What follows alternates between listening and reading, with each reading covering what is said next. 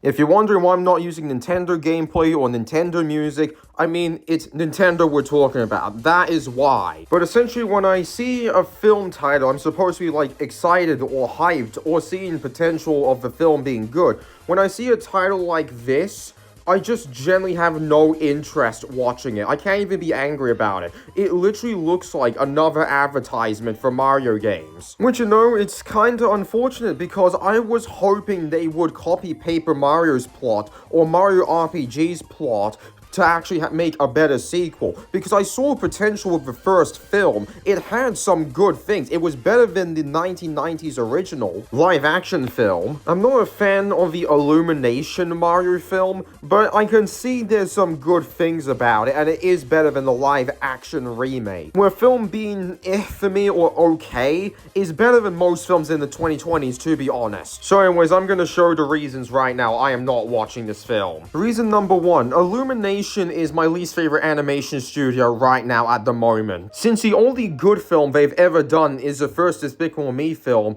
afterwards I can't bring myself to like these films. Like, Despicable Me 2 was okay, the Dr. Seuss films were awful, Despicable Me 3 and 4 just made the franchise overstay its welcome and they're not good films at all. Secret Life of Pets is just trying to be Toy Story, except it doesn't know the magic that made Toy Story a good film. Like, not a lot of good films. The only reason why Illumination was able to earn any money with these type of films is because they figured out a marketing strategy to literally get away doing the bare minimum while earning as much money as possible. What they do is they show the best parts of the film of the trailer. They don't need to try and films for that reason alone. Because the only reason why the Mario movie I thought was okay is because Nintendo had full control over it, because they didn't want Illumination to ruin their franchise. Where they straight up said, do the same plot from the 1985 Mario game, except shove in a bunch of nostalgic references, nostalgic music, essentially shove in every reference possible about Mario. Where it's fine for a first time, but if you're doing it again, because Mario Galaxy's plot is literally the same thing. The reason why Galaxy is a great game is because it has excellent gameplay. I don't think anybody really cared about the story of Mario Galaxy, they just really loved the gameplay of it. Reason number two is Nintendo is no longer a good company. I know Nintendo didn't like their customers, but the products they've recently sold, it's just why? Why do I want to support a company that's trying to make stuff more expensive? Like, Mario Kart World feels unfinished, and they ruined the online mode for no reason. And Donkey Kong Bonanza, I'm not a fan of the change. The reason why I really liked the first Donkey Kong Country game is because of how challenging the stages are and rewards you with skill and stuff like that. Like, yes, it has 1990s issues where the camera is so zoomed in you can't see what's going on, but the main point is that the 2D Donkey Kong games have challenge and were fun because it had challenge. With Donkey Kong Bonanza, you could just bypass everything. Where I know Sonic Frontiers have the same issue, but I could fix the issues with Sonic Frontiers thanks to mods. With Donkey Kong Bonanza, you're stuck with it. You literally can't do anything except hoping Nintendo releases a good DLC and stuff like that. Like, it is possible to make an easy game enjoyable. I did play them, but Donkey Kong Bonanza's plot is just, I don't care about it. And the gameplay is just destroy everything and you could bypass all the platforming challenges. So the companies by themselves, two of them are like huge major reasons why I don't want to watch this film. Since Illumination doesn't care about making a good film, except the first Despicable Me film, which was like over a decade ago, and Nintendo is just a bad company. Like, it literally takes down fan games, they take down mods, they take down emulators. They're generally not a good company. I don't want to support them destroying archived products and stuff like that. Like, I'm gonna say positives about the Mario movie. It's not much because I thought the film was okay,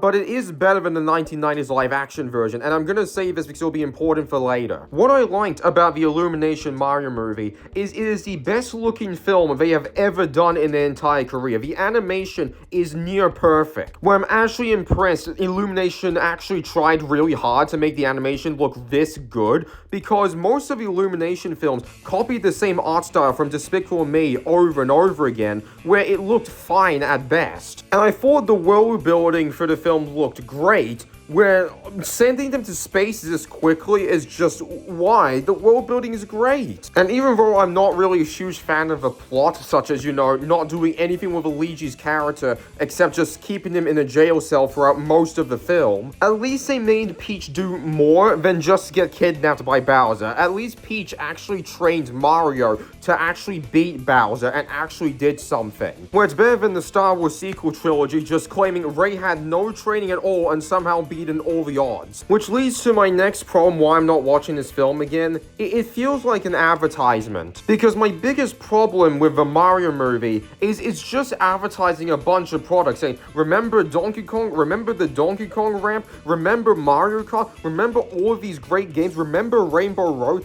All of it is just references every single second. And I can't even call the OST that good because relying heavily on 1980s nostalgia or just relying on the Mario's OST saying, remember this? Remember how great it sounds? Where, Mario Galaxy, it's a similar plot. Bowser's the antagonist. And yeah, I think this is definitely my final point. It's just gonna be the same plot again, where it's just gonna advertise more Mario products or a different Nintendo franchise. Since if they actually did like a Paper Mario movie or Mario RPG movie, that would be a great idea for a sequel. Paper Mario actually did something different, saying, in the first Paper Mario game, what if Bowser won? That is more interesting than any of the platforming plots they've done. Or Mario RPG, they done a different antagonist. Like, I generally don't know why Nintendo just doesn't care this much about money, because this is better ideas than, oh yeah, let's just do a Mario Galaxy film and ruin the actual good part about the first film, about how great the world building is,